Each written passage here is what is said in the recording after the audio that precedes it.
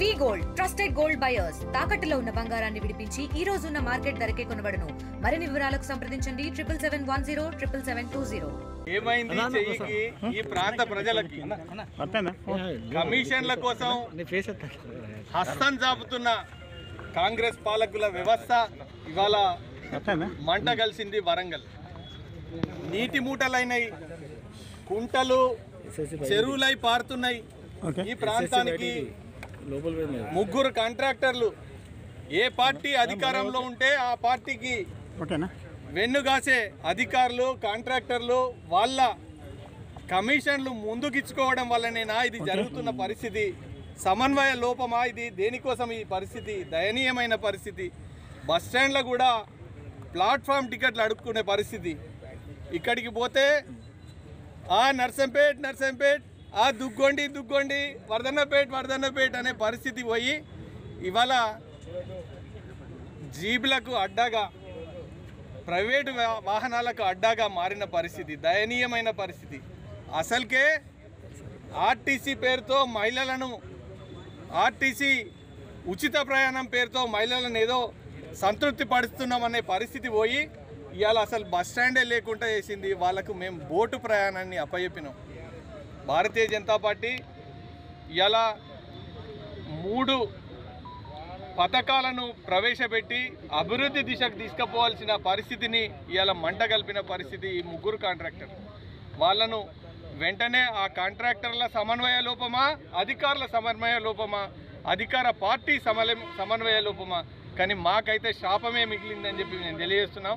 Bharatiya Janata party వెంటనే ఈ bus stand నిర్మాణాన్ని చేపట్టకపోతే 30 రోజుల సమయం కేటాయించిన 30 రోజుల తర్వాత అధికార పార్టీ మంత్రులది, ఎమ్మెల్యే ఇండ్లు ముట్టడిస్తామని హెచ్చరిస్తున్నాం.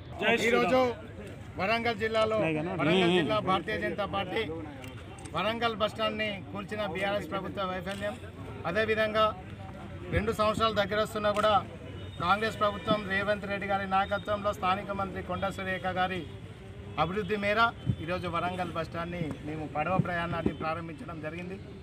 ఈ పడవ ప్రయాణంలో ప్రతిపక్ష నేత 10 సంవత్సరాలు తెలంగాణను పాలించి అప్పులపాలు చేసిన మహానేత కేసీఆర్ గారు ఉచిత ప్రయాణం చేయడం జరిగింది. అదేవిధంగా గౌరవ ముఖ్యమంత్రి వర్యులు రేవంత్ రెడ్డి గారు, అదేవిధంగా స్థానిక అభివృద్ధి అంటే ఇంటి పేరుగా ఉన్న కొండ సురేఖ గారు ఈరోజు ఈ పడవ ప్రయాణంలో వాళ్ళు పాల్గొనడం జరిగింది. వారికి భారతీయ జనతా పార్టీ వరంగల్ జిల్లా నుండి ఉచిత ప్రయాణం సౌకర్యాన్ని ఇవ్వడం జరిగింది. ఈరోజు హైదరాబాద్ తర్వాత ప్రధాన నగరంలో ఒకటైన మన వరంగల్ జిల్లాలో ఈరోజు అభివృద్ధి ఎంత ఉంది అనేది మన వరంగల్ బస్టాండ్ని చూస్తే తెలుస్తుంది.